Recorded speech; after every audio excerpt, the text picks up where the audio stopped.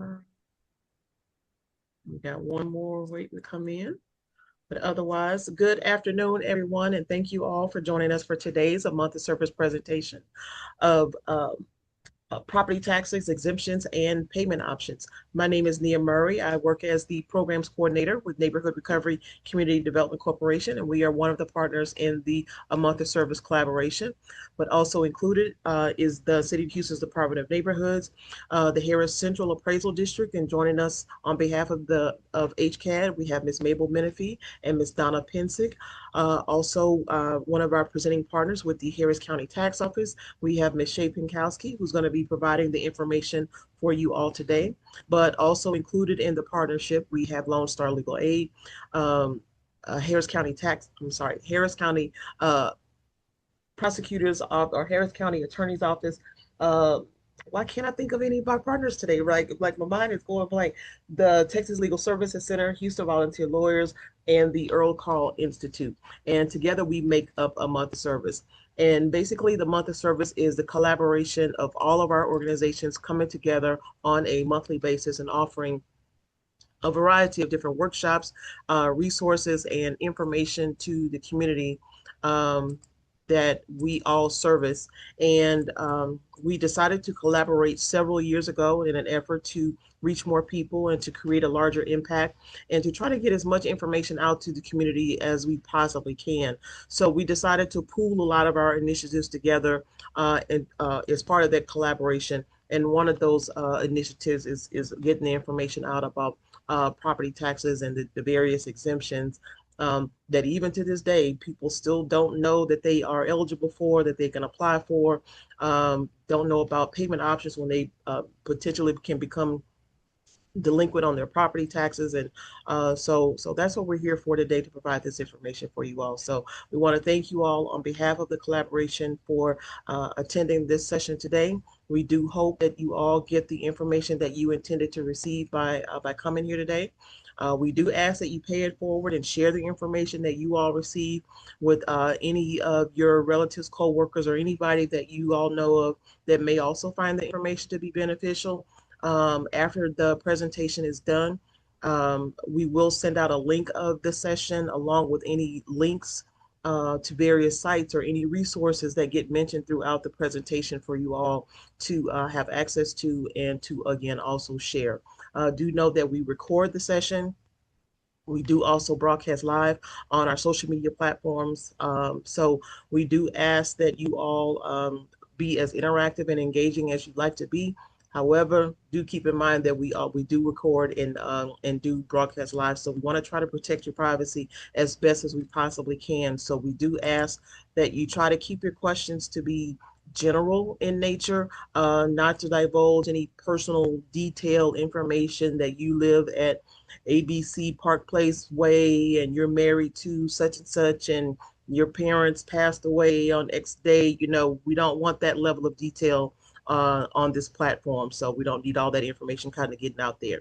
If you do have a specific or particular situation that you need addressed, please feel free to message the presenters in the chat, and they'll give you their contact information or what have you for you to contact them for more one-on-one detail. But otherwise, if you guys keep your questions to be as general as you possibly can, um, feel free to type those questions into the chat. I know that there were a few questions that were emailed to me when you guys registered in advance, and I'll be reading those if the presenters don't go over that information throughout the presentation. If you are joining us on social media, I do monitor those the comment section. So feel free to type your question into the comment section there, and I'll make sure that your question is asked at the end of the presentation when we get to the Q&A segment. So there's a lot of information that's going to be covered here today.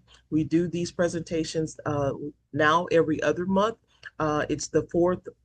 Is this the fourth Wednesday? Oh man, it's the end of the month already. Okay, the fourth Wednesday. I had to think about that.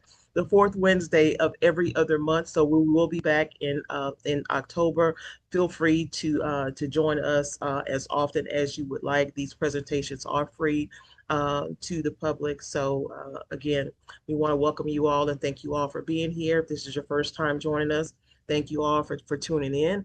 If you're a repeat um, participant, we want to welcome you all back and thank you for your continued support of this a month of service collaboration. So, without further ado, we're going to go ahead and get started.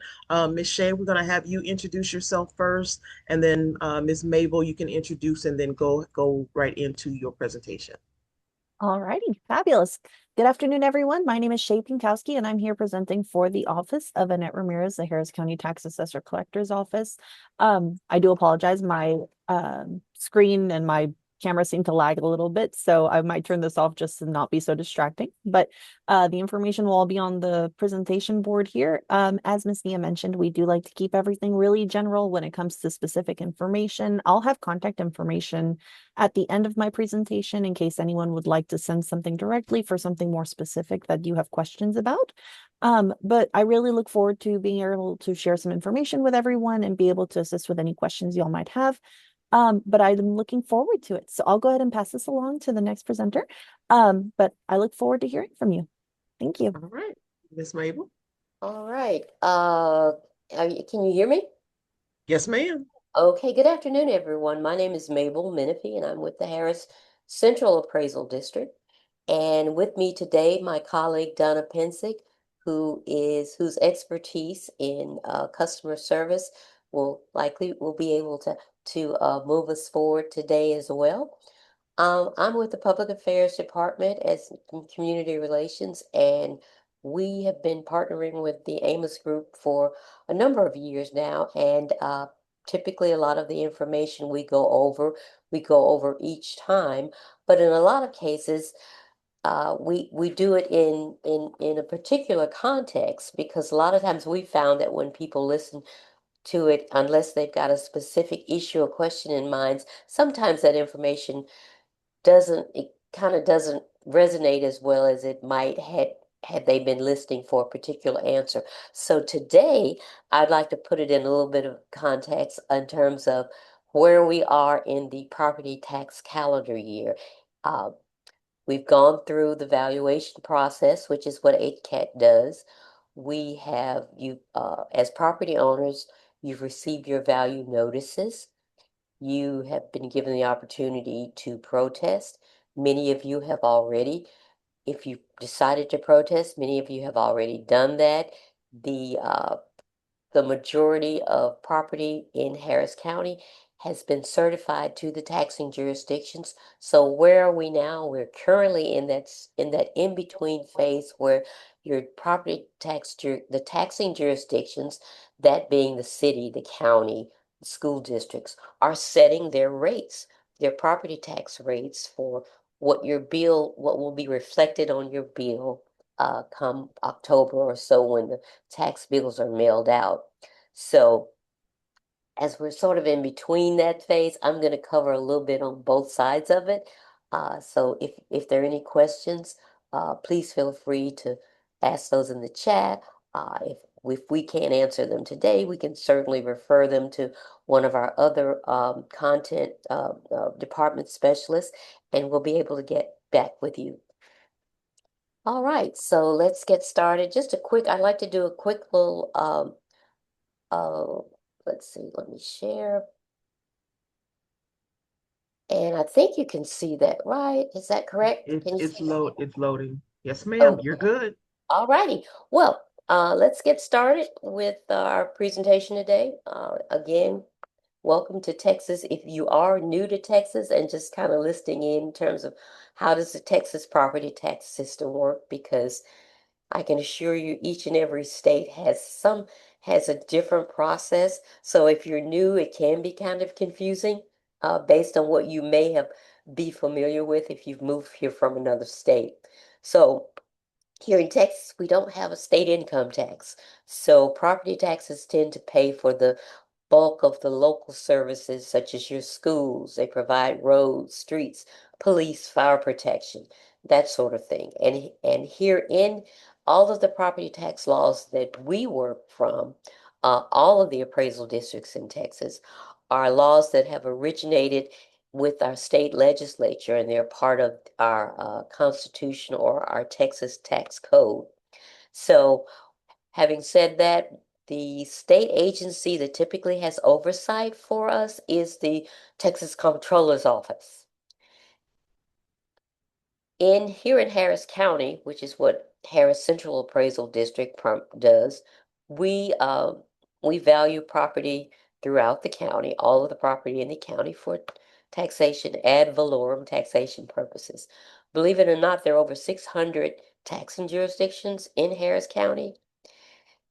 That doesn't mean you pay the 600. That just simply means that depending on where you live, you may have that 4 or 5 that are generally on the tax bill, maybe in some places more. It's going to be based on where you live, your MUD district, your school district. Typically, though, you're going to always pay to the county. You may pay to a different city depending on the municipality. And so what the appraisal district does, what we do in terms of being required to appraise value at 100% of market value. And here in Texas, we do it annually, unlike some places that may do it every 2 years or every 4 years. In Texas, we are required to do so annually. We also administer something called exemptions. And exemptions are something that as a homeowner, you may be entitled to in terms of receiving a discount on on the taxes for your primary residence. There's some other forms of exemptions too, but those are the key ones. So one of the things the appraisal district does, I mentioned to you that there may be there's 600 taxing jurisdictions. You may pay to 4 or 5. The appraisal district decides on the value, and so that value, once it has been certified, is sent to all of those taxing jurisdictions. So they have to use that particular value in setting your tax rates. Just a little bit about HCAD. We have approximately nearly 700 employees, since we are the largest taxing jurisdiction that appraises annually, and we're also the 3rd largest county in the U.S. We're overseen by a chief appraiser. You'll hear chief appraiser. He's basically our CEO. And we also have a 9-member administrative board, 3 of whom are publicly elected that you have an opportunity to vote for. We're required by the tax code to be at 100% of market value, and we're tested on that each year by every other year by the state. In addition to that 600 taxing jurisdictions I mentioned, there are about 1.9 million parcels that we're required to appraise. So one of your basic rights as a taxpayer is that when you receive that HCAD value notice, you have the opportunity, if you disagree with it, you can protest it. You can tell HCAD, hey, I think this value is incorrect, and I've got information as to why in terms of the market value. You may know of properties that have sold for less in your area. Formal here, and you have the opportunity to do so either by filing online. You can come in for an informal hearing and meet with an appraiser, or you can go to what's called the Appraisal Review Board, which is a committee or board of citizens that are appointed by our HCAD board to sit in panels to listen to your protests, and then listen to HCAD's information, and then they decide what's to be done in terms of giving you a reduction or not. And while we're on that subject, I mentioned that the Appraisal Review Board. Please keep in mind the Appraisal Review Board is composed of citizens of Harris County, just like I'm assuming most of you are. And it is an opportunity for anyone who might be interested in perhaps sitting on the Appraisal Review Board. Keep in mind that we will have applications for that process up on our website beginning September the 1st. So if you'd like to know a little bit more about the Appraisal Review Board, the Citizens Board that makes the decisions about your value when you protest, then feel free to go to our website in a few days and check it out. Okay, that annual value notice that we send out each year. Just quickly, if you've never seen one, know that there are 2 values you're going to get on it. One is the appraised value, the other is going to be the market value. The market value is what HCAD determines each year based on the sales in your particular area of town on similar properties. The appraised value could be very different. It's usually lower because of those exemptions that I mentioned earlier are going to be factored in. And it's also important to keep in mind that the appraised value is what your taxes will be based on. So everyone may not be billed based on the same value because of that appraisal and the benefits that having that exemption provides, which we'll talk about in a minute. It's also important to remember that when you do protest, the protests, however, are going to be based on the market value. That's that annual value that HCAD establishes. And please excuse me.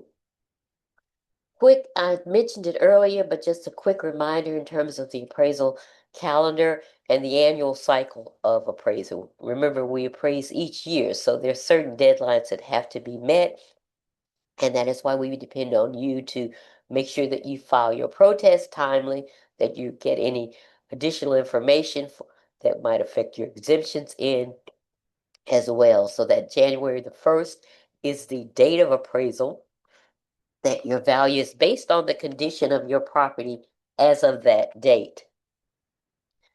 May 15th, again, is the protest deadline. If you'll please excuse me for just one moment. Thank you. May 15th is the protest deadline. Or 30 days from the date of the notice that you receive in the mail, whichever comes later. We're approaching that October-November period when the tax bills are mailed. And then, of course, in February, excuse me. Go ahead and get yourself a drink. Or yeah, I was about to say, must be something in the air. I could tell you it's just the opposing forces against us trying to keep you from getting this information out to people that they need. Exactly. And we're not going to let that happen. Not gonna let that happen. Okay. I mentioned about the importance of exemptions. Exemptions are what give you a discount on your property taxes. They exclude part of your property from taxation based on your qualifications. The general resident homestead exemption, if you live at a property as your primary residence, it's in your name, you own it, you should all have one. The over 65 is an additional exemption that you will get when you reach the year that you turn 65. There's disability. We'll talk a little bit more about that. There's an over 55 surviving spouse. There are exemptions for disabled veterans and some other service-related exemptions as well. So the general resident homestead exemption, you own an occupied property as your primary residence. We do require, when you're applying for that, some documentation. As you can see here, of course, you have to provide proof of ownership, usually the deed, as well as a driver's license or a state-issued ID, a Texas driver's license, or a state-issued ID, in which the address on the driver's license matches that of the property. One of the best benefits you get from having that exemption is that you get something called a 10% appraisal increase cap. So that means that in times when when property values are rising rapidly, yours will never go over 10%. And what that means is, if you'll excuse me for just one minute.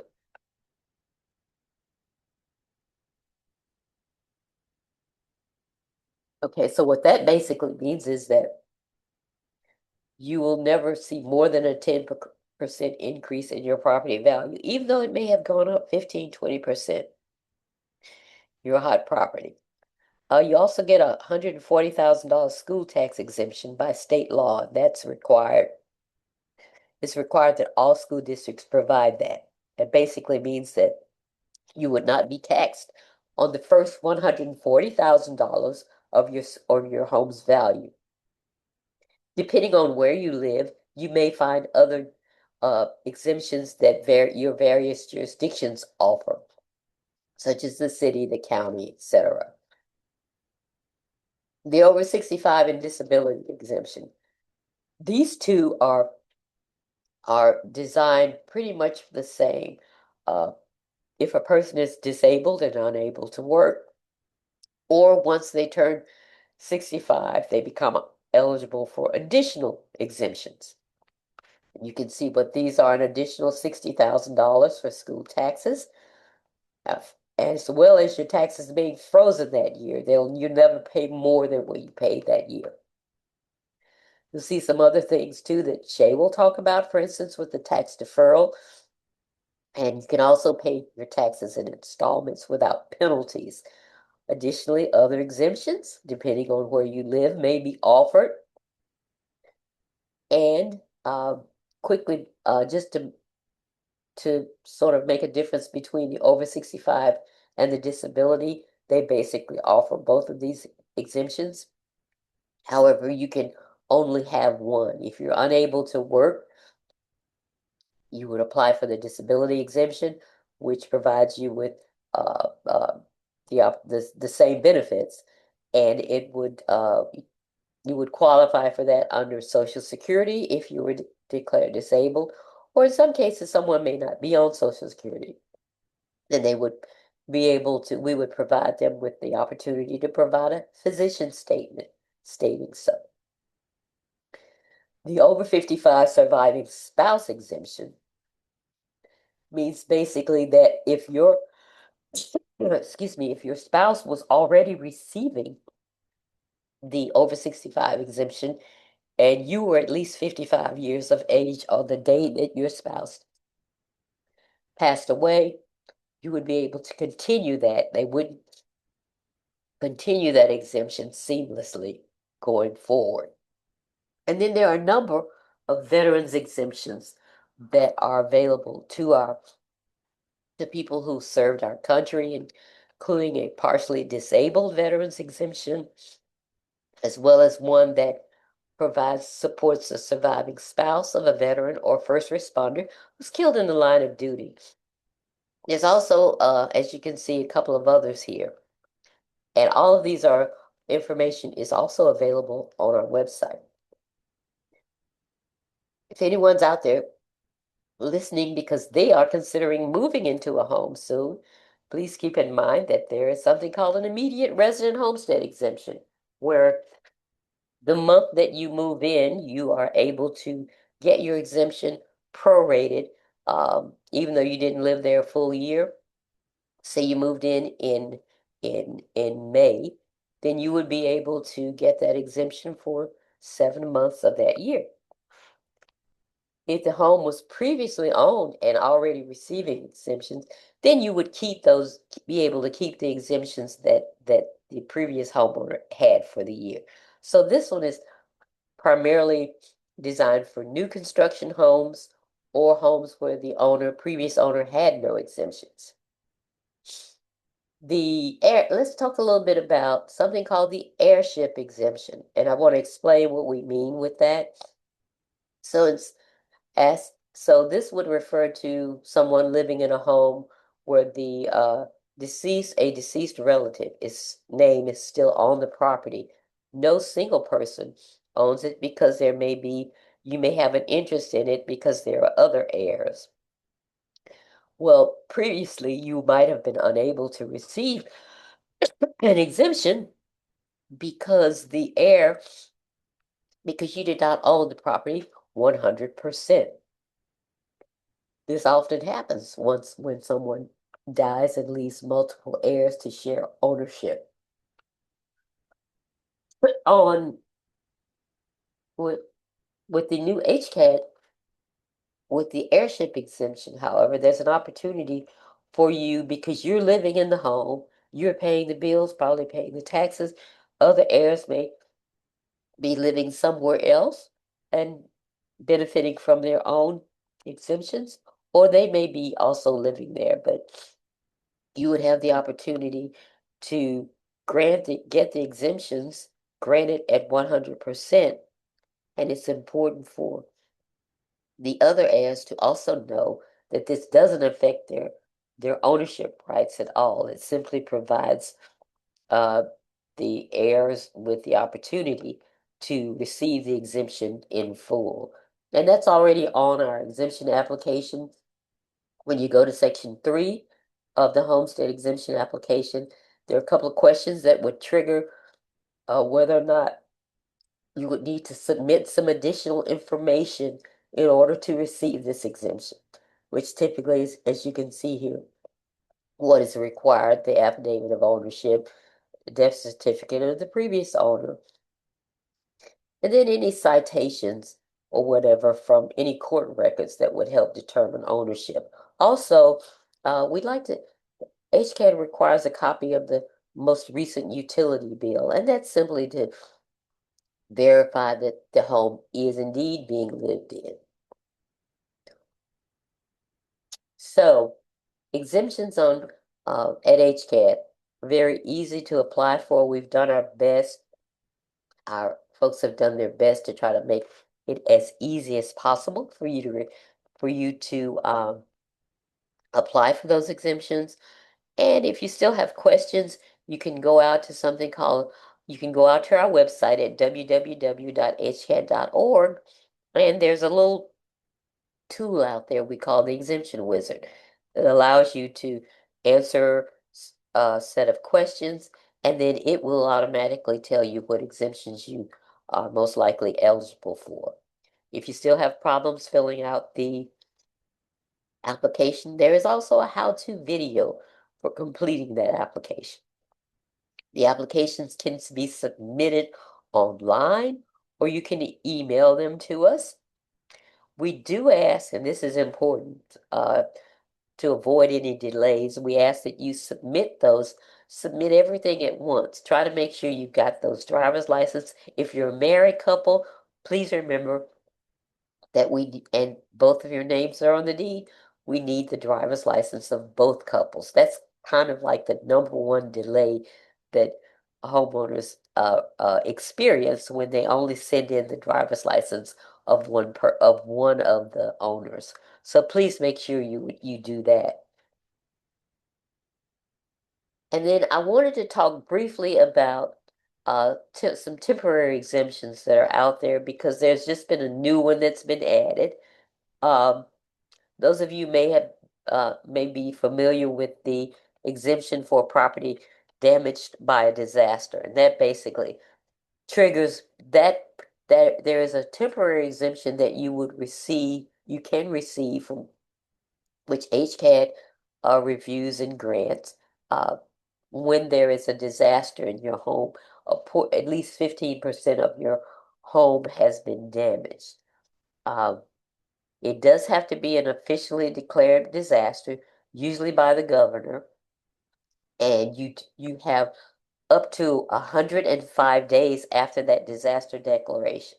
So it's good to know here we're not quite through hurricane season, so that's something you might want to keep in, I should say, knock on wood, that's something you would want to keep in mind. Also, the new exemption for 2026 is based on fire damage, and it's similar to the has some similar characteristics to the disaster exemption. It is requires the home to be completely destroyed by fire, and that is one of the things that includes having been 30 days uninhabitable. And for this particular exemption, you have 180 days to apply. It has to be filed within 180 days of the fire with us. And then we, of course, our appraisers review the application. If denied, property owners do have the right to protest that denial. Those applications are also on our website at www.hcad/forms. Something to keep in mind as well. Hopefully you won't have to use it. And then, of course, please feel free to contact us if you have any additional questions. We're out here on the Northwest Freeway at the Hollister Tidwell exit. But as I mentioned earlier, we try to make it easier as possible for folks to contact us either online or through our website. And as you can see, the information here, as well as our telephone number. We're open from 8 a.m. to 5 p.m. And hopefully we will be there to assist you whenever you need it. I want to thank you all for listening to this. We'll be around to answer any additional questions. I do appreciate you uh, bearing with me as I go through allergies or whatever this is, hay fever. So I am now going to turn it over to my colleague down at the tax office, Shay, who's now going to kind of give you the flip side of this once we're done with HCAT and the appraisals, and then she's going to talk about taxes and how your bills are calculated and a lot of very good information to have for this time of year. So again, thanks everyone. Thank you, Miss Mabel. Thank you, Miss Mabel. All righty. 2 seconds to get this screen up. And again, just as a reminder, you guys feel free to type any questions that you may have into the chat as we move along, and we can make sure that they get addressed at the end. All righty. Can Okay, everyone Shay? see my screen okay?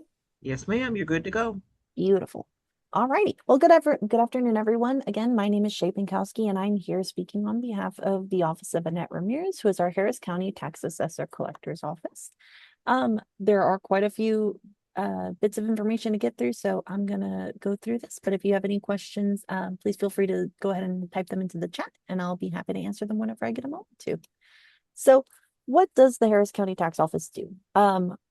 Based off the name, you would assume that they would only collect taxes, but it actually goes a little bit further than that. Aside from collecting property taxes for the county of Harris, we also register Harris County voters. So the voter registrar is the office who is responsible of registering folks to vote. You'll see us a lot training volunteers and anyone that you pass up trying to get you through the ballots. That'd be one of our representatives. Or one of our volunteers rather. We also have a part to play in registering vehicles. So vehicle registration, title transfers, whenever you're first getting your vehicle, whether you're moving in from out of state or you're processing your vehicle's annual registration and getting your new sticker every year, or you're getting parking placards or new license plates, our office is the office that you would stop to do that in. So aside from collecting property taxes, which is what I'm going to be speaking on today, we also do those two other necessary processes. So you'll see a bit of those whenever you come into our office. I'm going to speak a bit about the property tax life cycle. So Miss Mabel did a really great job of explaining how property tax values are appraised, and that's her specialty because she's with the appraisal district. But the appraisal phase is the beginning of that tax cycle. That's when they determine the value on which you are going to be taxed. So that appraisal value is determined by the appraisal district, typically between January and May. After which comes the equalization phase, which is also handled by the appraisal district, but also by the property tax owner. So whenever you own your property, you have the ability to go and protest the value of your property if you disagree with the values that are being presented by the appraisal district. So Ms. Mabel spoke a bit about that earlier. I won't repeat all of that over again. But essentially, that is the second phase, and that typically happens between May and July. The third phase is our assessment phase. This is when all jurisdictions, so the governing entities that collect property taxes for necessary processes, they each determine something called a tax rate. And that tax rate determination process is going on currently at this moment. We won't have the set tax rates until closer to October. But essentially, that tax rate is what helps us determine how much of your property taxes are required in order to maintain our operations for a lot of our necessary processes. So that's maintaining, maintenance and operations for Harris County, for Port of Houston, for the Department of Education, along with your schools, mud districts, emergency services, any kind of jurisdiction that collects a property tax, they have to determine their values and their rates during this phase. And the final phase, which is the one that I'm most familiar with, and I have the privilege of taking care of every year, is the collection phase. This is where we create the statements. That's when we process the bill and have that mailed out, along with the collection of your property taxes. That's when taxpayers come in and make their payments for property taxes. And those taxes are then collected by our office, and then we disperse those tax amounts to the jurisdictions that collect property taxes for them. So while they come to our office, we do not keep those funds. Those funds go to the jurisdictions that are taxing for maintenance and operations. And then the cycle starts over again. So typically that collection phase starts in November, because that's when we begin to send out our statements in the mail. And it says June because at that point in June, at the end of June, we begin to pass on our remaining collections. If they are unpaid, we pass those along to our collections agencies, and then that portion is proceeding from there. But taxes are typically due at the end of January, and on the rare exception where the values are not calculated until after, you might have a later date, but typically it'll be the end of January when you expect to have that bill due. So calculating your tax bill in its essence is not difficult. However, because of all of the moving parts that come to play when it comes to property taxes, it can look quite extensive. So whenever you're looking at your property taxable or your property tax amounts, it's based off of this calculation in its essence, which is the taxable value of your property. That is your appraised value minus any exemptions that are applicable, multiplied by the tax rate, which is determined by each of our jurisdictions, equals to the tax bill. That's the tax amount that you pay, and that's the amount that you see on your statement whenever you get that in November, December. So at its essence, this is the calculation that we use. And of course, exemptions reduce the taxable amount or the taxable value, and that's how you get a reduction to your property taxes through exemptions. But this is the calculation that we use in order to get those calculations out to you. There have been quite a few recent property tax law changes. Ms. Mabel went over quite a few of them herself, due to the fact that they are with exemptions and how those exemptions change. But our school exemptions have gone up, which means that you pay that property tax owners who have taxes collected by those schools get those reduced even further. It went from an exemption of $100,000 to $140,000. The school for over 65 and disabled homestead owners went up from a $10,000 exemption to a $60,000 exemption, along with some expansions to qualifications that are required for surviving spouses of veterans whose death was related to a service-connected condition, in addition to temporary exemptions for improvements destroyed by fire. So all of these are processes that happen through the November election. So whenever you go through the general election, you'll see proposals on there as well. These proposals were how these were brought up. So these things change every year. We do get new further additions to this, and we will continue to update them as they come about. But as of now, this is where we're standing. And, it's always good to make sure that you're informed when you're going through the ballots and when you're going through these decisions, because it's important to have your own say when you're going through these processes. So just make sure that you're paying attention whenever those proposals are coming up. So just a little visual representation of how much your taxes can be affected by an exemption being added to your account. On the left, there would be a property with a value of about $400,000, and on the right there is a value for $250,000. And as you can see, those exemptions really do create quite a big difference on your property taxes. Without any exemptions, you rest somewhere around $8,500 to $5,300, and with exemptions for your homestead, it gets reduced to $5,500 and $3,000 approximately.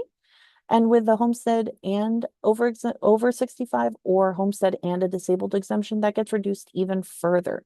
And this is just based off of the numbers that we have for this estimate. But depending on your own situation, it could be more, it could be less. It's just going to depend on the property that's being in question, as well as how long you've had those exemptions and where that sits in Harris County. So this is just kind of an example to show you how much of a difference those exemptions can make and kind of emphasize how important it is that if you are applicable for those exemptions, that you're going through the process of applying for them and making sure that they're on your property.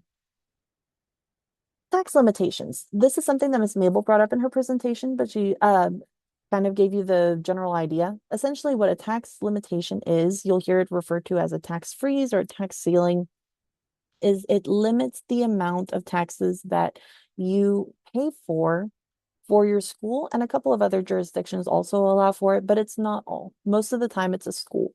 And these tax limitations put a freeze on the amount of taxes that you would pay, so long as your property's value doesn't fluctuate too wildly.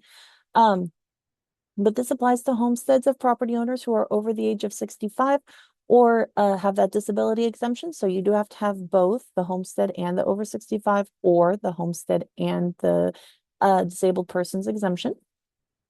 And what this does is, like I mentioned earlier, it puts a ceiling on that tax amount. For instance, the first year that you turn over the age of 65, you go and apply for those exemptions.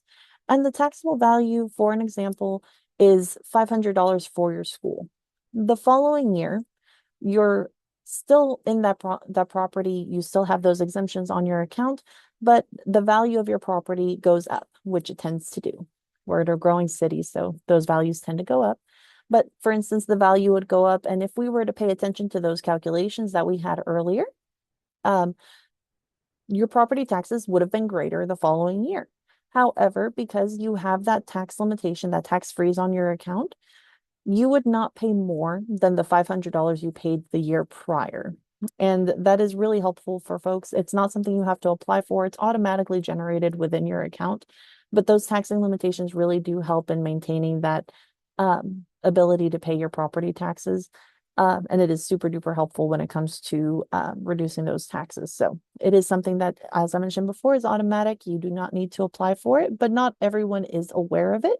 So when they receive their bill, they look at their statement, they see how much their taxable value is and the rate, and it doesn't make sense. Well, that's because the math is not necessarily going based off of only those numbers, but in addition, it's also taking into account a tax ceiling. A tax deferral is another option that we have for our over 65 homesteads or our disabled persons homesteads or disabled veterans homesteads. And what this does is it postpones your taxes. What does that mean? A postponement of taxes does not mean a cancellation of tax. It does not mean that it is exempt from tax. Whatever value is on your tax statement every December, you are still owing those taxes. However, a postponement of taxes means that you are given additional time in which to pay that amount in taxes. And the postponement that is in the process at this moment allows you to pay during the indefinite time of your living in that property. So long as you are living in the owner of that property, this deferral stays on and you have an indefinite amount of time to pay those property taxes until you are no longer living in that property. This is done with a 5% interest per year, which is a very large jump away from the normal penalty and interest that would have accrued on your property if you were not in a tax deferral.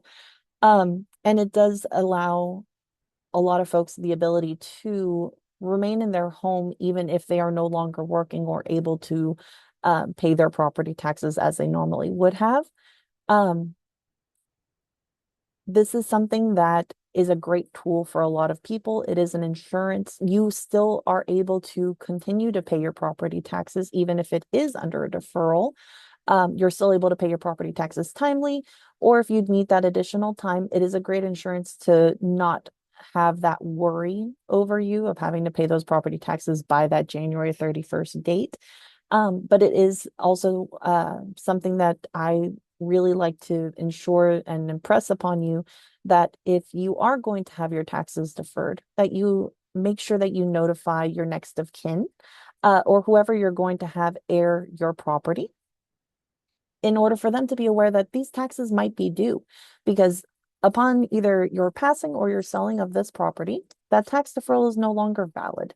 So 180, the heirs of this property have 181 days to pay the property taxes at the deferred amount, after which you would have to pay with penalty and interest fees as if this deferral never existed. So it is super important that if you are deferred on your property taxes and you are aware that you are deferring your property taxes, that if you are still owing a balance on them, you make sure that your heirs are aware. They may like to start paying it now. They may prefer to start paying property taxes while you're still living in that property, as opposed to waiting until afterwards in order to avoid having those additional penalty and interest fees assessed onto your account. One important note is that if you are still paying on your home, you are still in a mortgage or you're refinancing your home, whatever the case may be, you consult with your mortgage company before applying for this deferral, as not all mortgage companies will allow you to enter into a deferral, or if they allow you to, they may still require that you pay your property taxes to them directly, as they have a vested interest in your property. They are required to make sure that those property taxes are paid. So it's very important that you check that first before proceeding on. But again, as I mentioned before, make sure that if you are under a deferral or you're interested in a deferral, that you are keeping your heirs informed of your decision so that it makes it easier for them in the future. Another option that we have for our over 65 homestead owners are homestead disabled owners or homestead disabled veterans and their surviving spouses is something called a quarterly payment plan. And quarterly payment plans are, as the name states, it gives you the option of paying your property taxes in equal quarterly installments. If you are paying these installments in time, there is no penalty and no interest.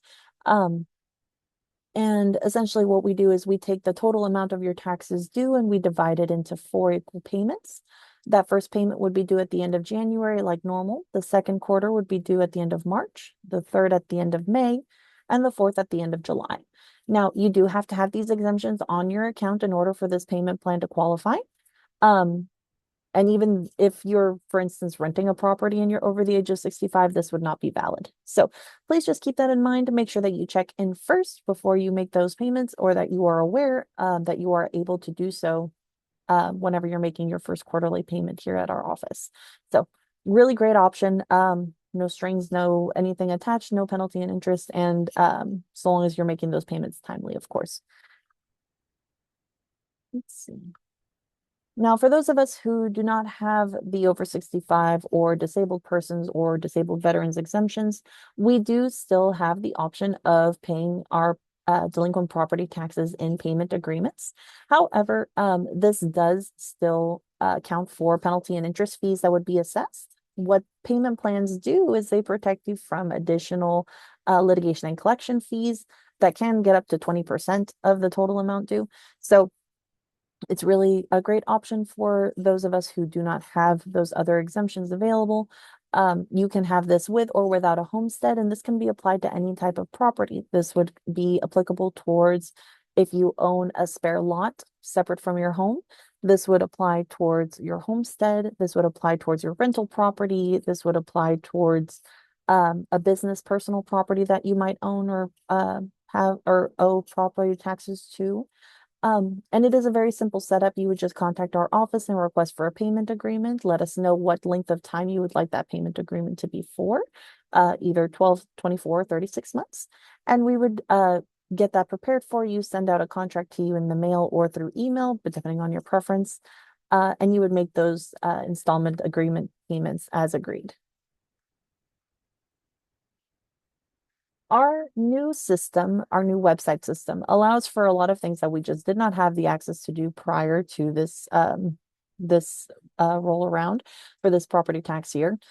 Including setting up due date reminders. This sends you a reminder to your email and makes it a lot easier for you to keep track of properties. And especially if you owe multiple properties or you own multiple businesses, it's a really great tool to help you keep track of all of those. It allows you to make secure payments through a system portal and a login so you can save your information as well as save all of the properties that you own in the same place. And it allows you to add all of those accounts to the same payment and make your life a little easier whenever you're going through that process every end of January. Um, you are also able to see any receipts that you have paid through the system. Once you have your system set up and you have your login, you're able to access any of the receipts for your payments that you've made through that system. And it is a very clear and very easy, much easier way of going through the process. I've included a QR code here in case you would like to read into it a bit further, or if you have any questions and would like to check out the website, please be my guest. I absolutely recommend it. You're also able to request your delinquent payment agreements on the system, schedule reoccurring payments if you are planning or if you are making those delinquent payment agreement plans. You can schedule your payments in addition to allowing for ACH withdrawals, which we weren't able to do previously. One final thing that I'll like to touch on for this new system is the ability to make prepayments. Now, prepayments would be done in a way that would take your previous year's balance, so whatever taxes you owed for 2025 property taxes, it would take that amount and divide it between the point, however many months are between when you're creating that prepayment account and October. So between now and October, I believe we're at 3 months now or 2 months now. So it would take whatever amount you paid last year and separate it into two, and that's your prepayment plan program. Please bear in mind there's no penalty or interest for paying on this prepayment or not paying on this prepayment rather.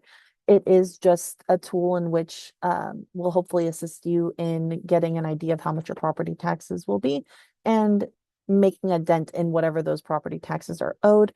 Of course, the actual amount of your property taxes will be available to you about November, December, and that amount might not be exactly what you paid per your estimate. So you may still owe a small balance, or if it got reduced or you got a new exemption that wasn't on there previously, you might see a bit of a refund depending on how that shakes out.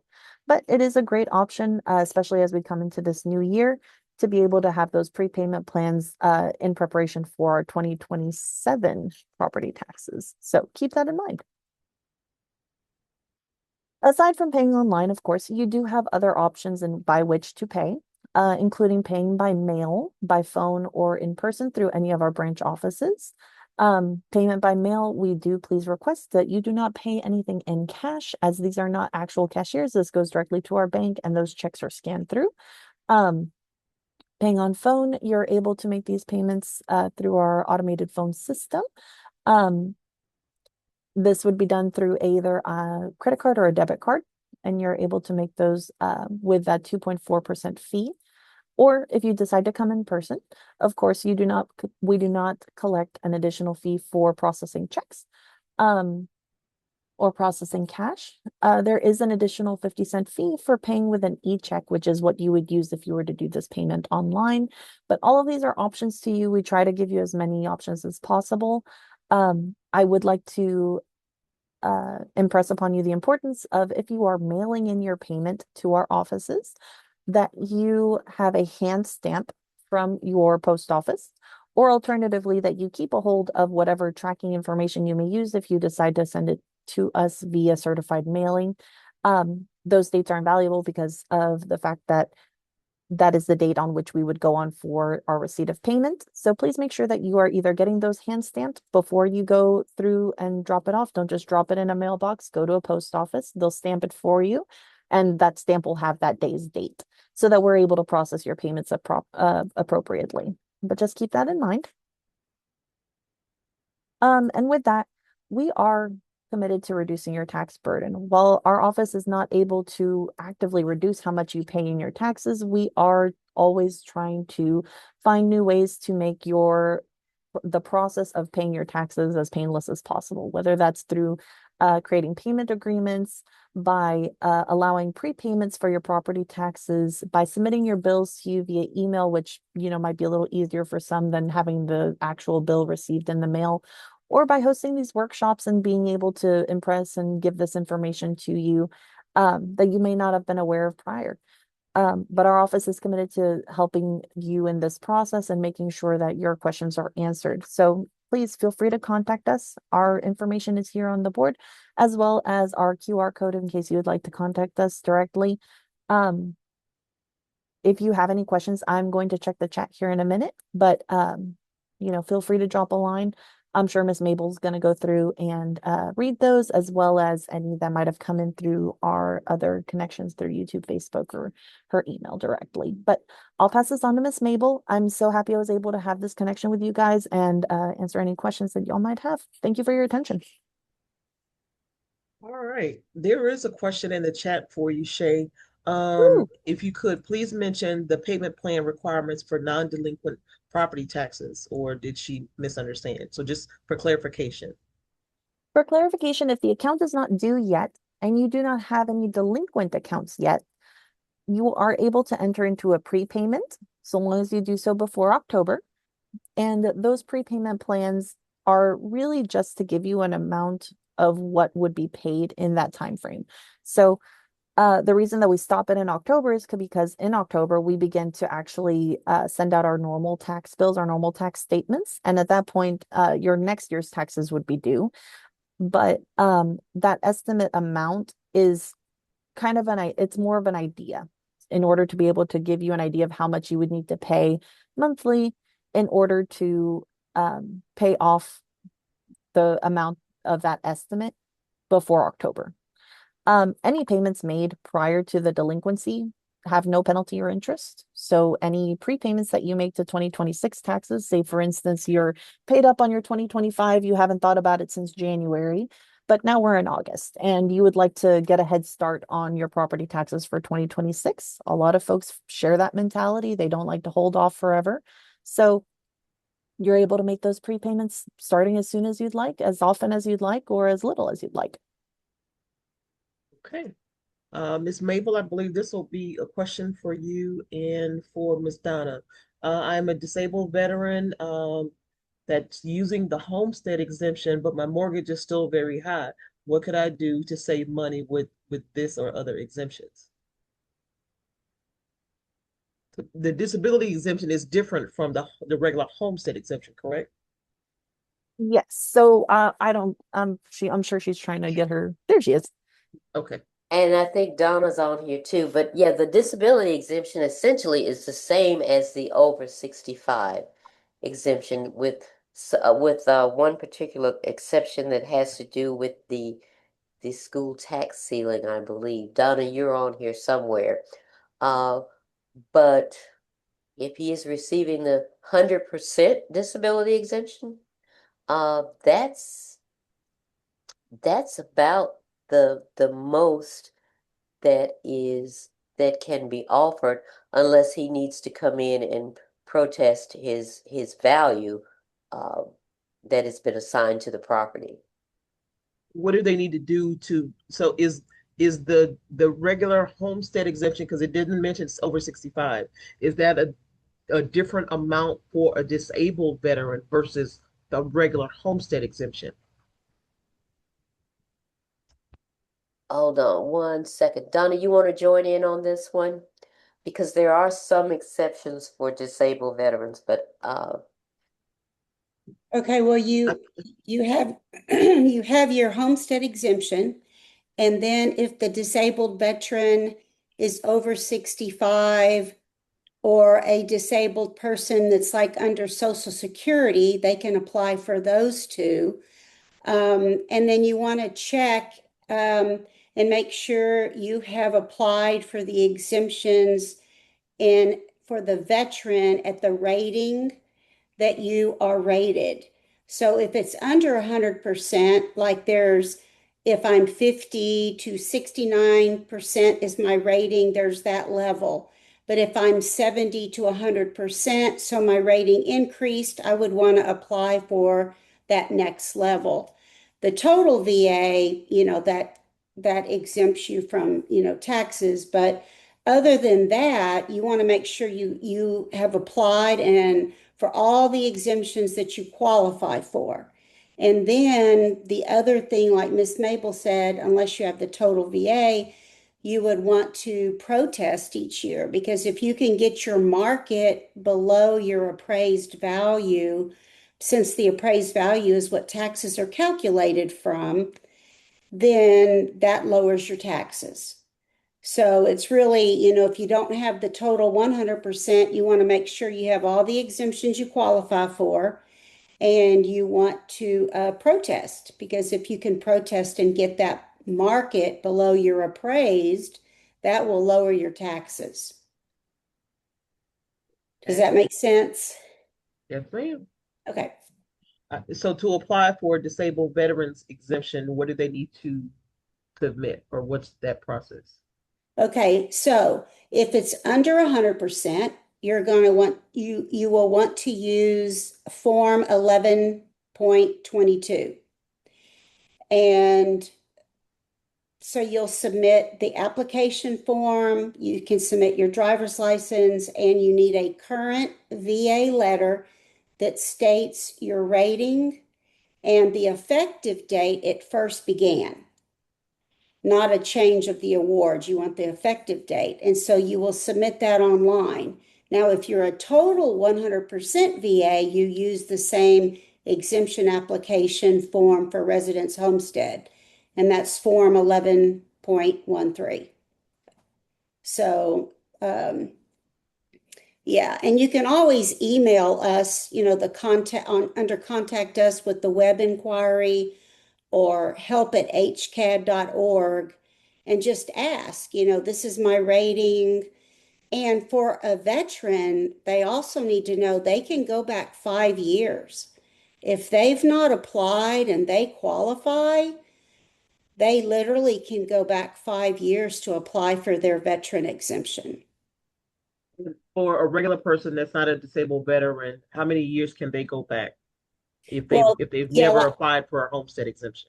okay, if you've never applied right now, you can go back 2 years. So you can go back to 2024 for late exemption application, because the years prior have passed.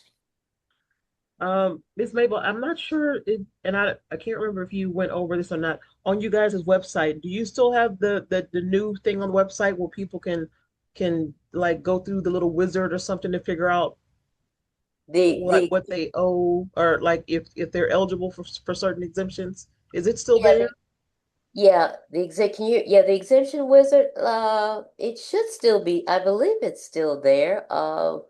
I'm just gonna double check. If not, it's somewhere on our website. Let me just make sure.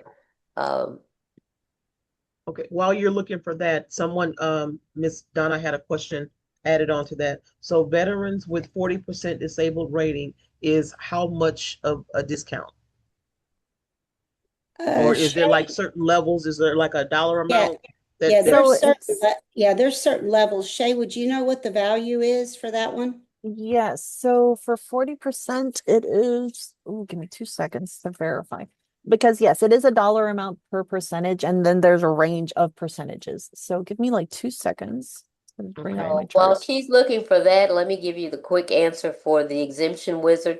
It's not on the front page as it had been for the last few months. However, when you go in, just type exemption wizard into the search bar and it comes up. Okay, and I have the answer for that percentage. So a range between 30 and 49% of a disabled veteran is a exemption of $7,500. So that $7,500 is subtracted from the appraised value of your property after the homestead and after any other exemptions that are applicable. Okay. So in the grand scheme of things, it's not an excessive amount, but it is something to have in addition to the exemptions that you might already be applicable for. Okay. And can you guys see the screen, the exemption wizard page? Yes. Yeah. Okay. So I just wanted people to see. So I just did a search and it took me, but I'll include this link in the email that I sent to you guys if you want to go through the wizard. So this kind of will help people figure out like what kind of exemptions that they would be eligible for. Is that correct, Ms. Mabel? Yes. Okay. All right. So I will send that out or I include that in the link. Let me go back to the questions. Okay, so she said thank you for that. I thought there was another one. Okay, so that was that. Next question that I had that was emailed to me. How do I get my exemptions back when they were removed because the co-owner of the property is a corporation?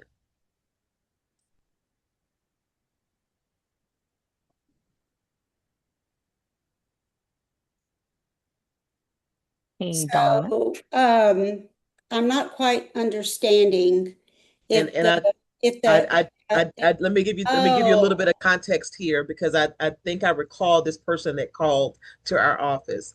Um, Disabled person living in a property that was inherited by their parents. It was siblings. The one sibling sold her share to a corporate to an investor.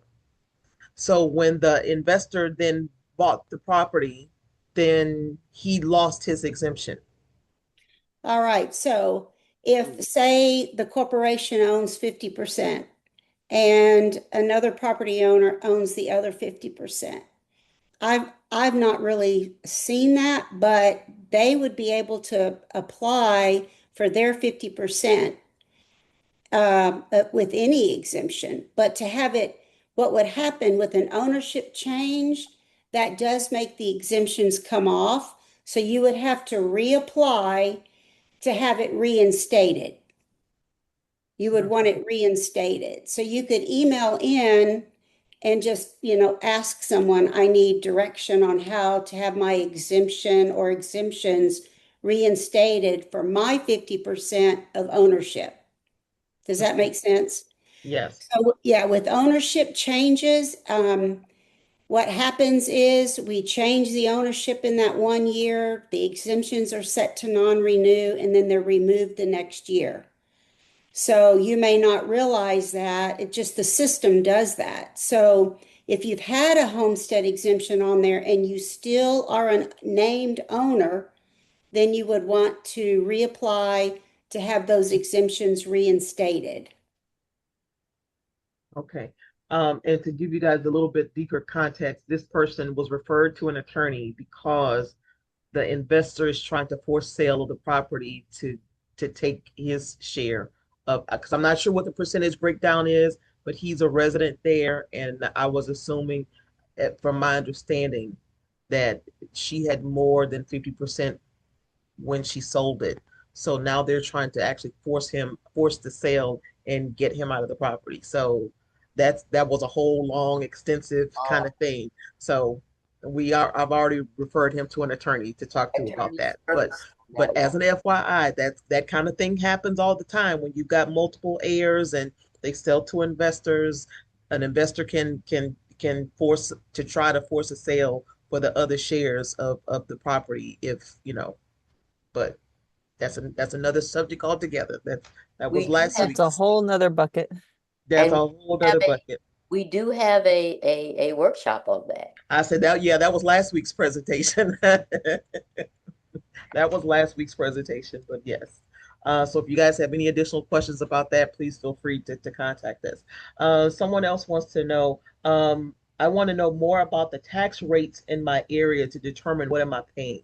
How does somebody find out that and then calculate what they're So paying? yeah, so first you would want to check to see which jurisdictions are applicable to you. Every jurisdiction works independently because aside from Harris County jurisdictions, which all are determined by the same commissioner's court for Harris County, but every jurisdictions work independently in order to determine what value they are required to have for their tax rates in order to uh, receive enough funds for their maintenance and operations through taxes. So it is a bit of a complicated process as to how they determine that, but I'm not going to get into it too deeply. Um, the part that directly can impact and can be impacted by property tax owners is making sure that you're aware if they are having hearings for their tax rate adoption process. There's a really great website, Truth in Taxation, that kind of keeps track of those as they're being released and as they are being determined. But they are required to put notices of that in their system. So make sure that you're checking the websites for those jurisdictions.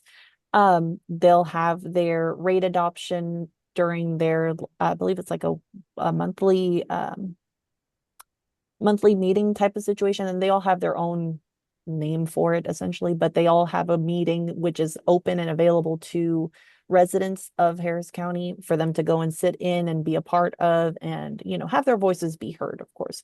So make sure that you're checking those. They're all independently. So unfortunately, I don't have the information for every single one of them. Like I said, we collect the property taxes on their behalf, but we do not necessarily take part in that process. They determine what their rates are, and then they provide us with their rates so that we are able to calculate their taxes appropriately. But that is something that you'll want to go and attend or read about or kind of be informed of in the process, it's one of those things where I just always have to be super clear that you always want to be a part of the process, because if you let the process go without you, then, aside from just being notified of how much you're going to pay, then you're not really playing a full part of what you're able to do. So, go check and see on your jurisdictions. First of all, see which are applicable to you, which taxing jurisdictions collect on your property. And then make sure that you're attending those meetings if they're available to the public, which they should be. But make sure that you're tuning into those meetings, make sure that you're aware of what it is and the funds that they're requiring, and that you're playing a part in that process. Of course, this tax rate is applicable to everybody. It's not just you, yourself, and your property. This tax rate is applicable to everyone that jurisdiction collects property taxes on behalf of. So make sure that, you're going in there with the mentality of, okay, this is in order for, just say, emergency services to have their maintenance and operations taken care of for that fiscal year or for that tax year. And typically, Shay, those happen during July, August, and September. Yes. And then in October they kind of come to those final agreements, or they have those numbers in mind already. They have what they're requiring to pay. And then at that point, any increases past that point, they'll have those meetings. And then at the latest October, we'll get those tax rates in. So now is about the time when those things are happening. Mm. Okay. I just saw the question that popped up, and I see Ms. Donna answered it, but I'm going to read it out loud anyway in case anybody else has the same question. What shall someone bring to an ARB protest?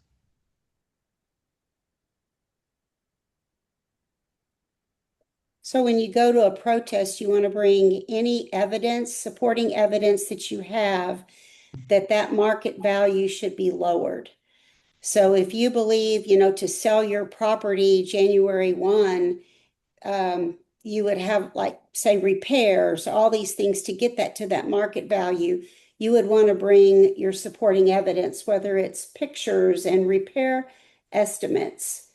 So it's like whatever, or if you happen to have a recent purchase price, like you bought, it was a qualified sale and you purchased the property, and that market value is a lot higher than what you paid, you could always bring your signed closing settlement statement. So just whatever evidence you have that supports lowering your market value, that's what you would want to bring to the hearing. And one of the reasons, if I just kind of add, that we encourage people to protest is because in the state of Texas, we are a non-disclosure state. So folks who do not have to reveal how much they paid for a particular property. However, we tend to get that information from either the individuals when we ask them at HCAT, or we send we buy that from private vendors who keep those those listings. So it's important to remember that we may not have all the sales information in your area. So you may have some that you may be bringing to the table something that we do not have, in which case it could very well mean that an adjustment in your favor. Okay. Here's an interesting question. I think we kind of touch on this a little bit too. What happens? Let's see. I am curious as to how this works when the owner received a property tax exemption on a house that was placed into a trust. What happens to the exemption once they do that? That is a very important question. So if the account goes into a trust, remember when I shared how when ownership changes? So say I put my property into a trust today. What will happen is my exemptions this year will be set to non-renew and removed next year because we cannot grant exemptions in the name of a trust. However, the Texas Property Tax Code does have a provision for this. So you want to be sure that your trust agreement, your trust document, has the verbiage that you are able to live in your primary residence rent-free. And so what happens is when I talked about you have to have it reinstated. So I put it in the name of the trust. My trust does say that I can occupy my residence rent-free. Next year, I'm going to have to submit an application, my driver's license. I'm going to request, I need my exemptions reinstated, and I have to submit a copy of the trust. And it has to have that verbiage in it. And when it does, then we can put the account back in the owner's name. We document the trust, we put the trust name in the mail to, and then we're able to reinstate their exemptions. So you would want to, that's basically it. When you put it in it, there's nothing wrong with putting in a trust. You just need to make sure it has the right verbiage. And under our website, under the help tab, laws and rules, under that link, there is a copy of the Texas Property Tax Code. So, Okay. Making sure I don't have other comments here in this YouTube channel. All right. Is there a thing such as for solar panel exemptions? Yes. Yeah. Yes, there is. But do keep in mind, I think there is a limited time in which you can apply for that exemption. Is that not correct, Donna? I'm sorry, I was answering the person's Oh, sorry. question in the chat. The solar panel exemption, there's an exemption, but there's also a limited time in which you can apply.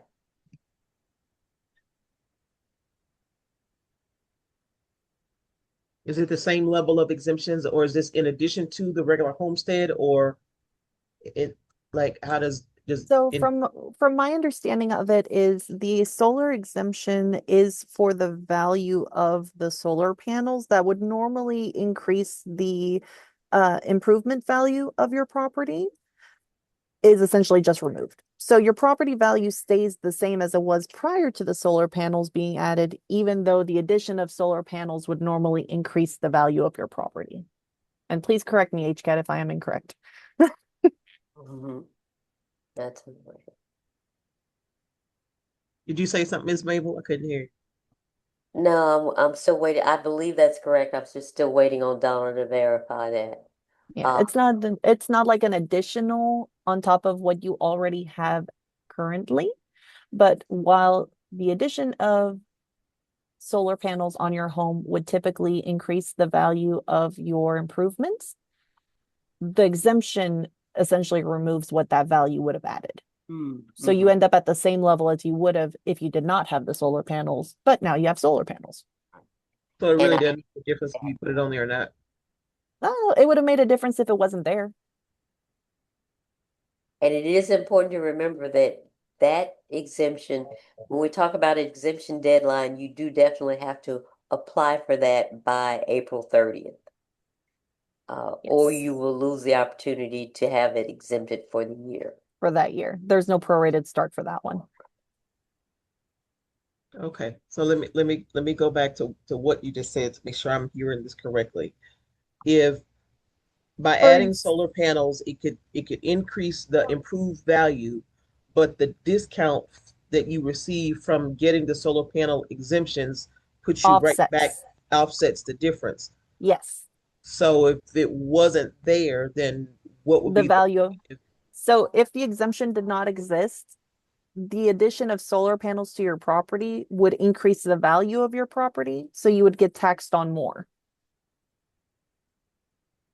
So if you didn't even apply for the exemption, The value of your property goes up. You get taxed on that okay, value gotcha, and it gotcha. increases your tax amount.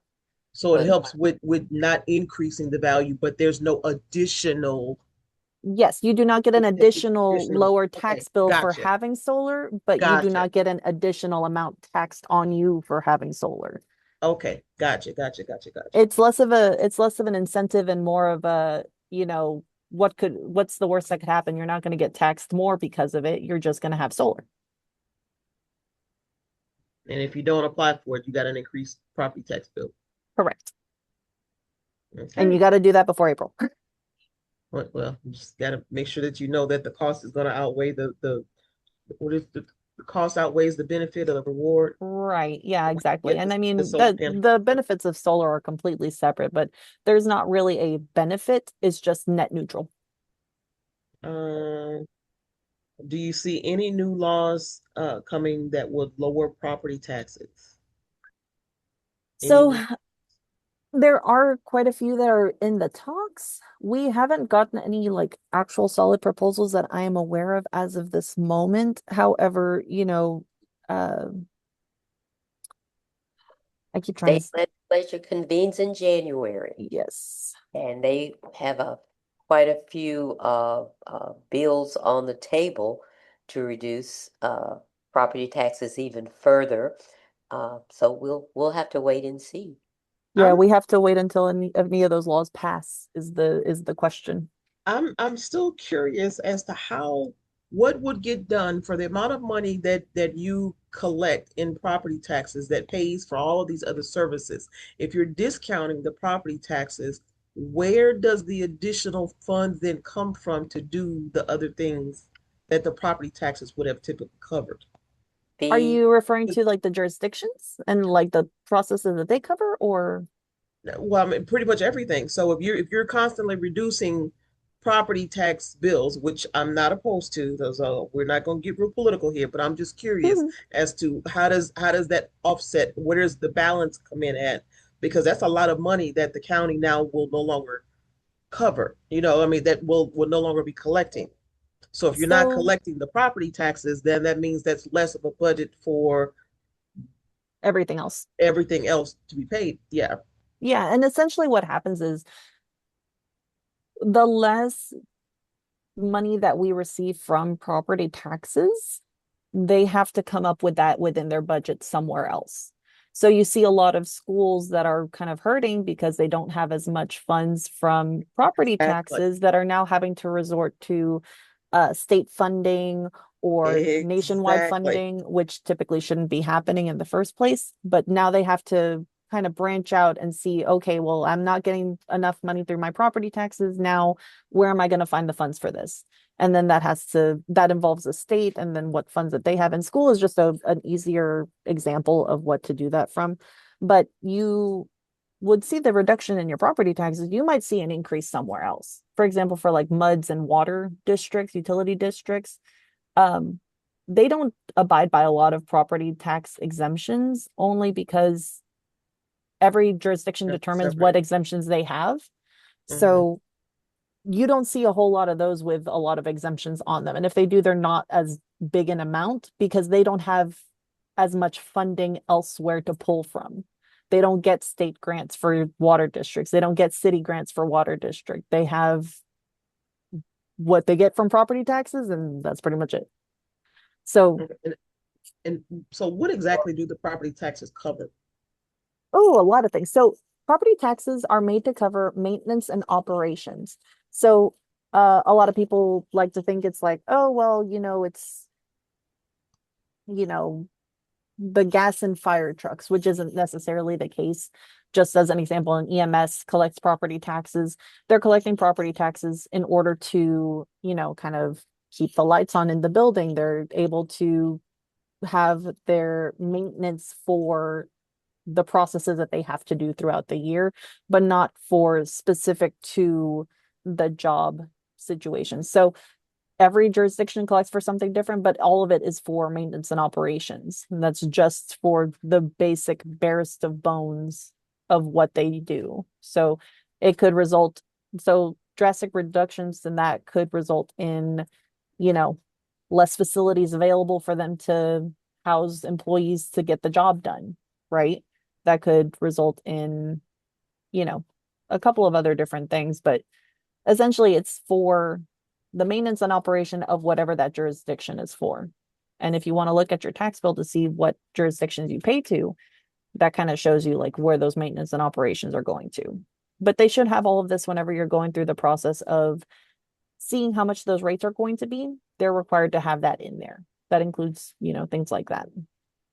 Or also requires, uh, could also result in local jurisdictions having greater dependency on the state, which pulls in money from the sales tax, which we definitely do not want to see it go up more than it already is. So that's another potential scenario. Mm-hmm. Okay. So if somebody has more particular questions about their exemptions, who at HCAT do they just ask for an exemption specialist when they call Miss Mabel?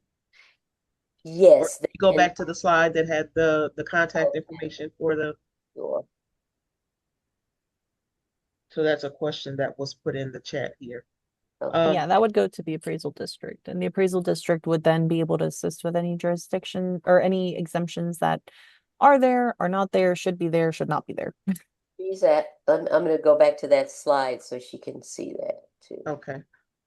The other question that I always pose of you, Shay, Mhm. if somebody's got past due property taxes that are owed, and then somebody else pays for them, that entitled them to any kind of ownership in the property whatsoever. Nope, absolutely not. Property taxes do not have any claim of ownership. If you're paying someone else's property taxes, you're just being a kind person and paying someone else's property taxes. Or you're making their life more difficult by making them pay later on with penalty and interest fees when they could have been able to pay without them. But all in all, it doesn't actually affect ownership. There's a whole other process aside from that that they would need to go through in order to receive ownership of a property. But it doesn't actually affect the ownership of it. Gotcha, gotcha. Okay. It's can someone put a lien on your property? You mean if they pay your property taxes? Was that the question? Miss Tina,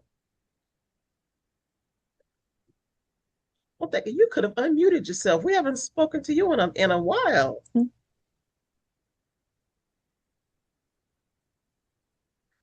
Okay. So yes. So if somebody else pays your property taxes, can they put a lien on your property for the payment? So there is a separate like process to go through in order to put a lien on a property, but that doesn't necessarily designate ownership. That's just they owe you for whatever the amount of that lien is of whatever you paid to that property, and then they owe you that amount of what you paid to their property, and that's what that lien does. But as far as like property tax liens, typically those are done. I'm sorry. I think Miss Tina unmuted herself. Oh, okay.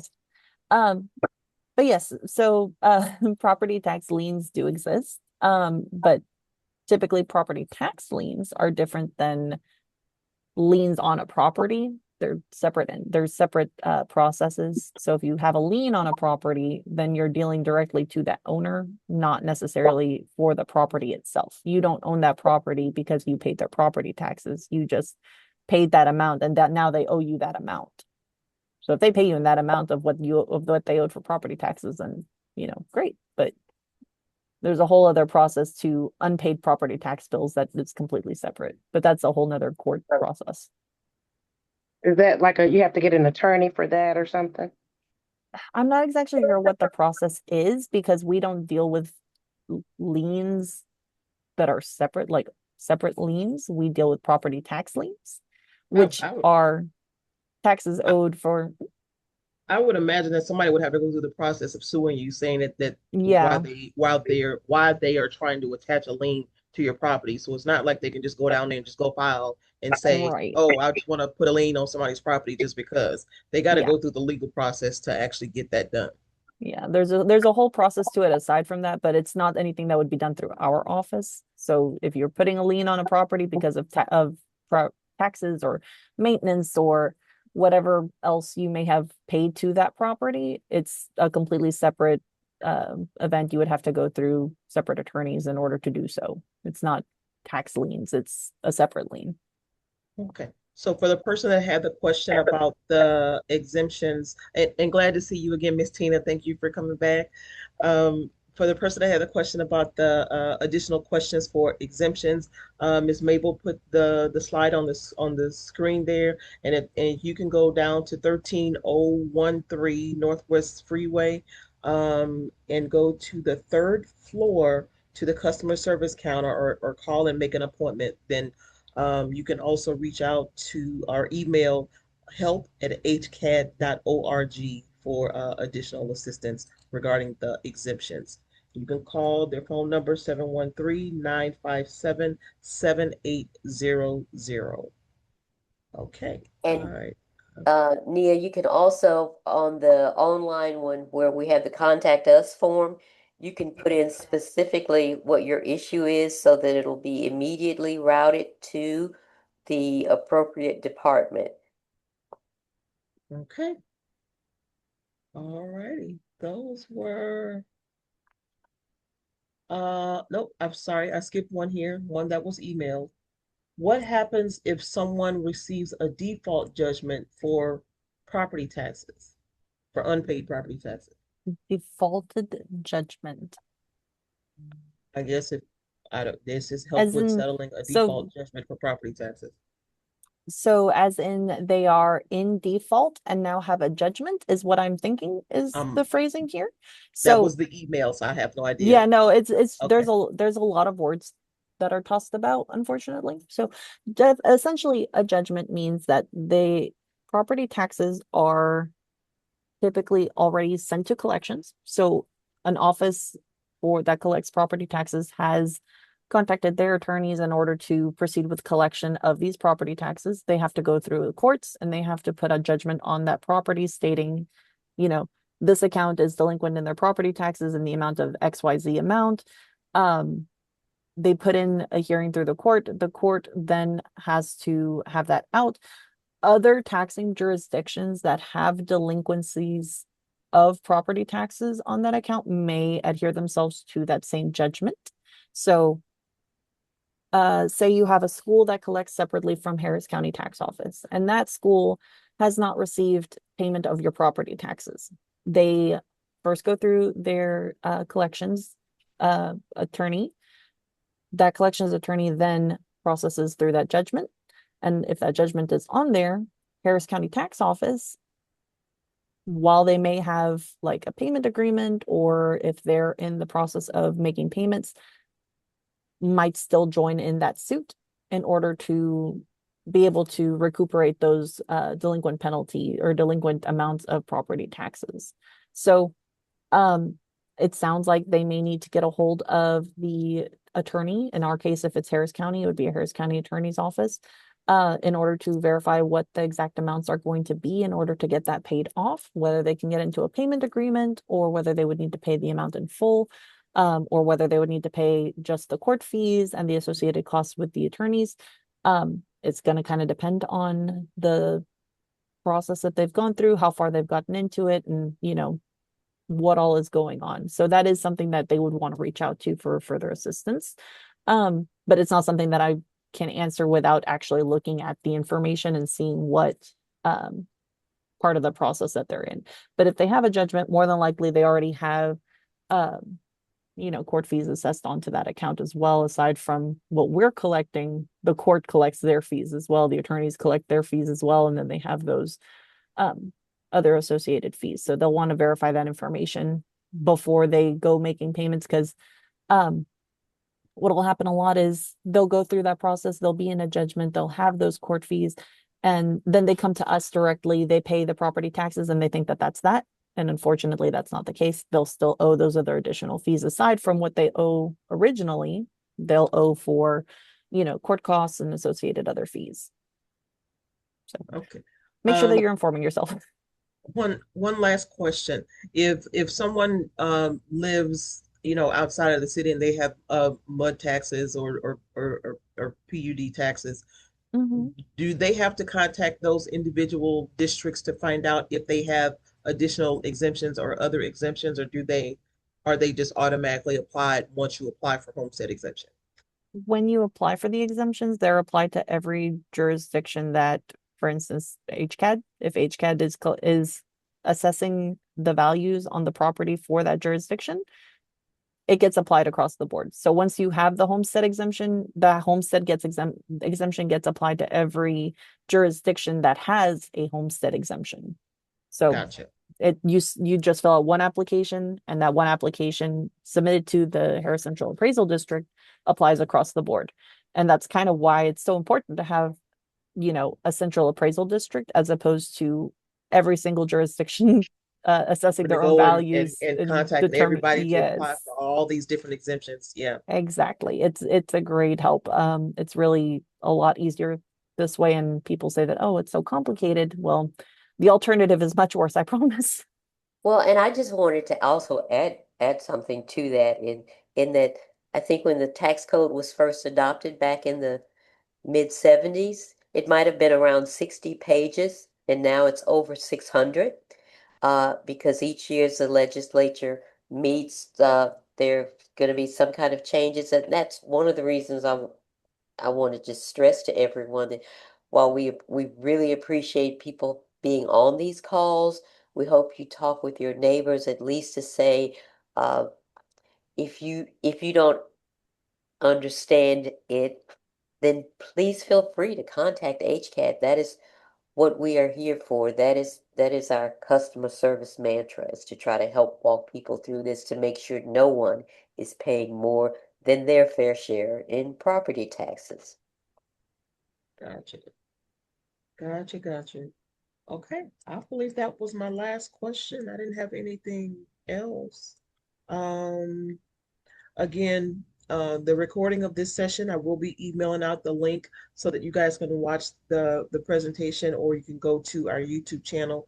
It will be posted there as well, but that link will be included. Please share it with your neighbors or anybody else, again, that may find this information to be helpful as well. Let's see what else.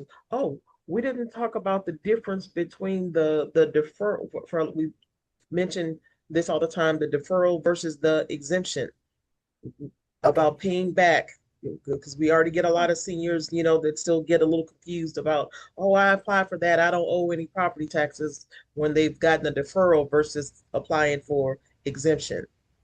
Do you So guys an want to touch on that? exemption, yeah. So an exemption is I hate to say the word, but it's a discount to the taxable value of your property. So the lower your taxable value is, the less you pay in property taxes. A deferral is a postponement of taxes. One reduces the value, one gives you more time to pay on that value. So the deferral gives you additional time in which to pay, but those taxes are still owed. Doesn't matter what the amount is, those taxes are still owed, versus an exemption of property taxes, which reduces your taxable value and reduces your bill. And that amount doesn't come back on. It doesn't adhere and stay on forever. It doesn't become due whenever you no longer live in that property. It's as long you live in that property and are there, you are able to enjoy that reduction to your taxable value versus, like I said, a deferral, which just postpones the amount of time that you have, or it gives you an additional time in which to pay those property taxes. So you can have both. You can have the exemption, which reduces how much you pay total, and you can also have the deferral that gives you additional time on which to pay those amounts. Sometimes you can have the amount that is due with those exemptions equal zero. Sometimes if the value of the property is less than the value that your exemptions are worth, you get a $0 tax bill. If you have a deferral on a $0 tax bill, the amount that you owe is still $0. So for deferral, if my great grandmother has had a deferral for the last 8 years and she passes away, there's still 8 years worth of property taxes that are due, correct? Correct. And how long do the heirs have to pay the property The def tax, the so deferred taxes? the deferred amount of property taxes, they'll have 180 days to pay. The property taxes, period, will just increase after those 180 days, after those six months. Because after which you get assessed penalty and interest as if that deferral never existed. Mm. Mm. Mm. Can you enter, can an heir enter in a payment arrangement then at that point? Like if they didn't know that a parent, a grandparent, or whomever have had deferrals for all this time, and now they realize, they only have 6 months to pay 8 years worth of property taxes. Are they eligible to then enter into a payment arrangement then? Not for the deferral amount. We would have to wait until that deferral comes off, and then they can enter into a payment agreement on that full penalty and interest amount. Oh, But they cannot enter into a payment agreement for that deferral amount. Now, can they pay, however much they can pay at that time per month? Yes, absolutely. You don't have to pay in one lump sum, but just be aware it's 5% per year, and you have 180 days to pay that total amount of what is due throughout that whole amount of deferral time.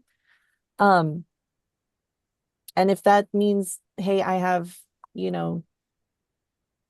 $10,000 to pay over the course of 10 or, however long it is between then and there, then, split that payment up and make your payments appropriately, and whatever is remaining after that would get assessed with the penalty and interest.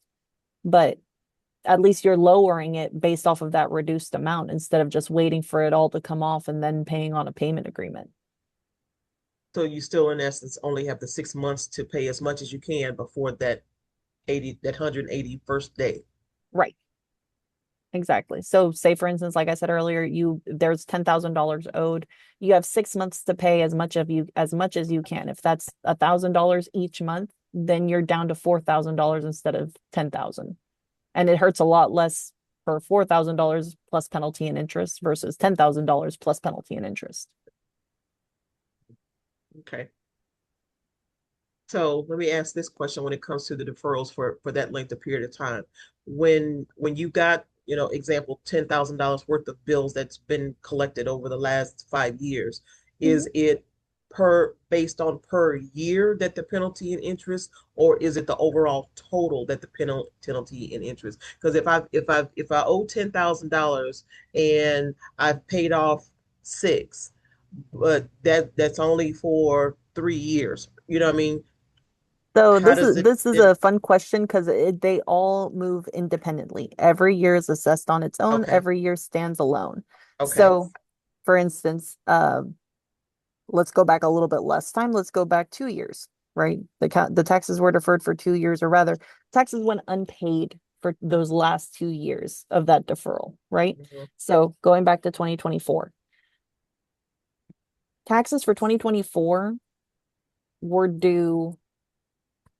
Well, actually, one further year back. Taxes for 2023 were due January of 2024. Mhm. February of 2024, the amount of taxes owed in January are incurred with a 7% penalty and interest fee. March of 2024, those taxes are incurred with a 9% penalty and interest fee.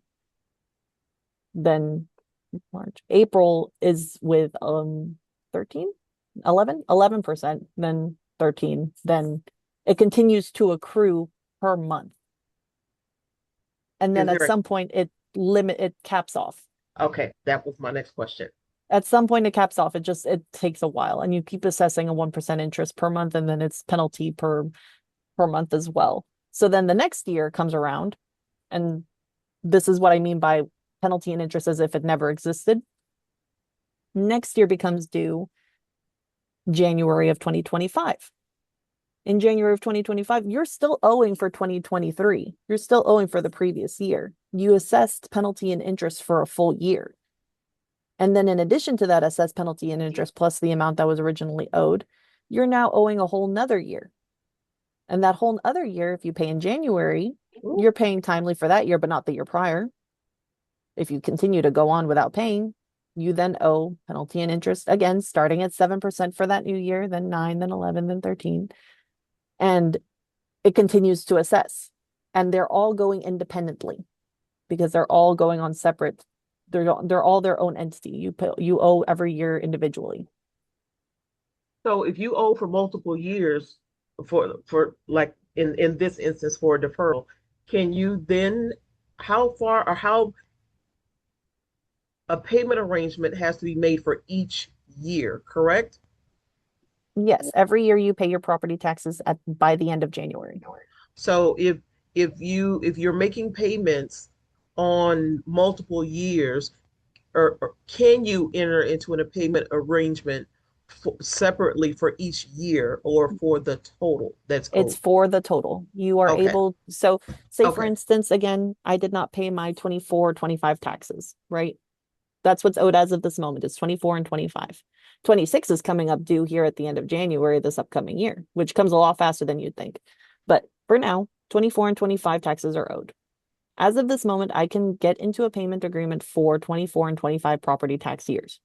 That adds together all the penalty and interest for however long that payment agreement is for on those 2 tax years. Come January, I'm still going to owe my 2026 property taxes.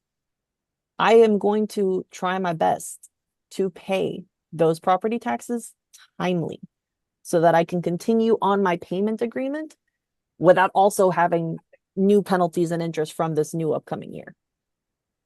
Because I'm still going to owe those taxes. And if I go delinquent past those taxes, I cannot start a new agreement until I have paid off my previous one. Sure. So that doesn't protect me from collection fees. That doesn't protect me from additional litigation. That doesn't stop, an attorney from taking me to court over these unpaid taxes, right? So, and it is one of those things where we have to be incredibly transparent, is that you are entering into an agreement for this year prior, but you are not entering into an agreement including next year. Next year's not even due yet. We can't create an agreement for you for next year. But that's also kind of where the prepayment agreement that we started doing this year comes in. Because yes, I'm owing for previous years, but say, it's January of, let's see. 2027. Yeah, January of 2027. I'm owing 2026. I would hopefully have either the amount to pay that off in full, or I will have been making payments to pay that off in full while paying my delinquent property taxes. And hopefully that all gets done, that 2026 taxes are paid off by January. But then I get a step ahead. I create a prepayment agreement for 2027 taxes in 2027. Because, we pay taxes in arrears. So February of 2027, I create a prepayment agreement for my 2027 tax year. I'm still making my monthly payments for my previous tax years that I owed delinquent on. But then come the following year, I owe significantly less on my 2027 taxes because I've already paid on an estimate.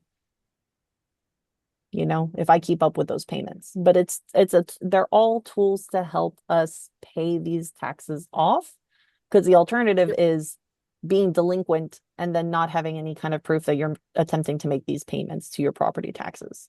Yeah, but then it's still kind of then hard at that point to get out of the cycle. If you owed for multiple years and you've entered into a payment arrangement to do that, and then you're making prepayments for the current year. So if it's 2027, you've kind of made prepayments for the 2026 taxes while making payments on previous tax years. By the time the end of the year gets there, you're now at penalty and interest accrued for the 2026 taxes on top of all the old stuff because you're still making payments on everything. If I'm So not able to pretty, pay if by you're, January, yeah.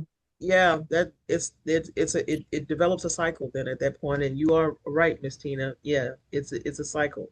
And Yeah, and once you get that's behind, it's kind of hard to that is why we get. kind of let folks know, like, look, this is a payment agreement for previous years, but remember, taxes for 2026 are going to be due here before we know it. That's less than half a year away.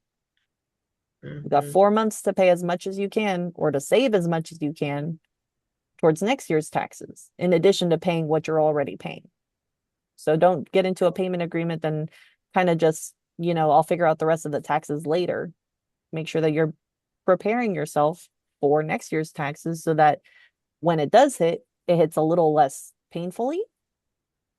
And if you're able to make prepayments instead of if you're the type of person that, you can't save because, you know, there's always some kind of emergency going on, which I understand. I'm human too. I pay taxes too. But if that money is already gone, that money is already gone. You're already making those payments. They're already being applied to future year taxes. So And then it escrow hurts a yourself. little bit less. Right. Do your own escrow. Yep. Be your own escrow, be your Yeah. own bank, and make sure that you're making those payments ahead of time so that you're not having to go through as much pain later as you would have Yeah. otherwise. But yeah, unfortunately, it can become a pretty vicious cycle, especially when you owe for many, many previous years, because some folks do. Some folks owe for a lot of years of prior delinquent taxes. So, it's always best to kind of keep on top of it while you can stay on top of it. Um, and it's always best to not owe if you can, but that's what these tools are for, is to kind of help folks get a handle on these things, so long as they're financially preparing themselves for the future as opposed to just kind of taking care of the past. Yeah, this is why it's also important to make sure that you're having those conversations with the family members, especially the, your mothers, your grandparents, and great aunts and uncles or whatever that do have these deferrals. If they Mhm. have not paid these taxes, what does that mean for the heirs?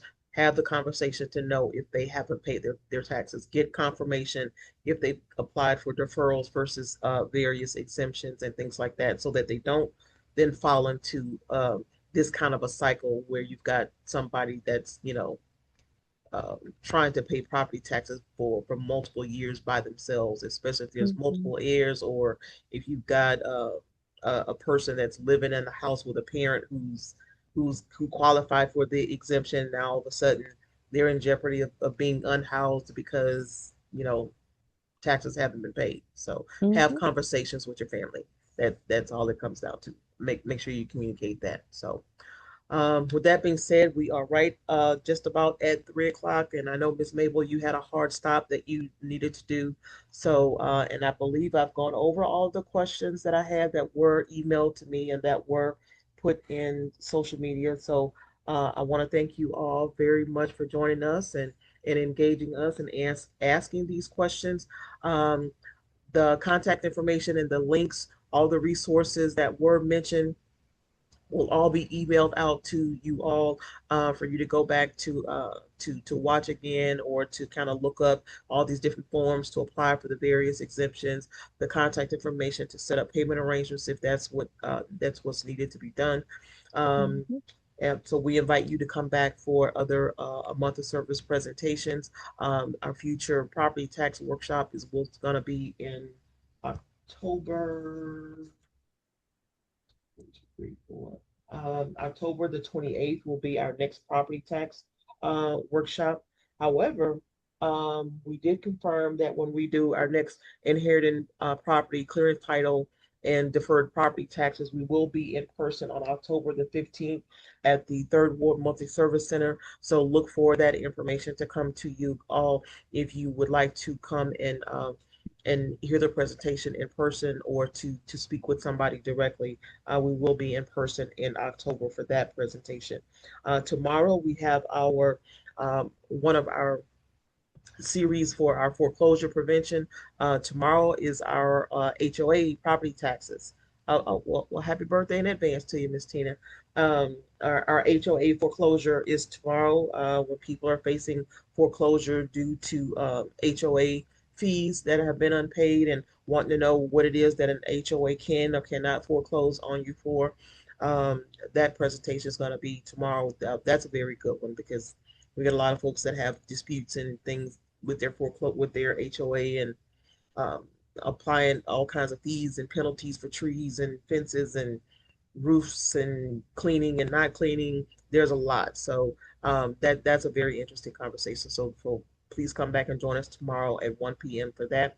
Um, Miss Shay, Miss Mabel, Miss Donna, thank y'all very much for joining us this afternoon and taking your time out. We appreciate all of you guys for the partnership as well as for you all, the participants, for coming back and continuing to support this collaboration. So we hope that you all have a wonderful remainder of your afternoon. You all take care of yourselves. There's a little box that pops up on the screen. If we can get you all to complete our quick survey for us, that will be wonderful. So that lets us know if we're doing what we're supposed to be doing. And if there's more that you guys would like to see, then please reach out to us and let us know. But otherwise, we are all done for this afternoon, and we will hope to see y'all next time. All righty. Thank you so much, Miss Nia. You have a great rest of your Thank day. you. All right, You you all. too. Bye-bye. Thanks, everyone. Bye. Bye-bye, Miss Donna.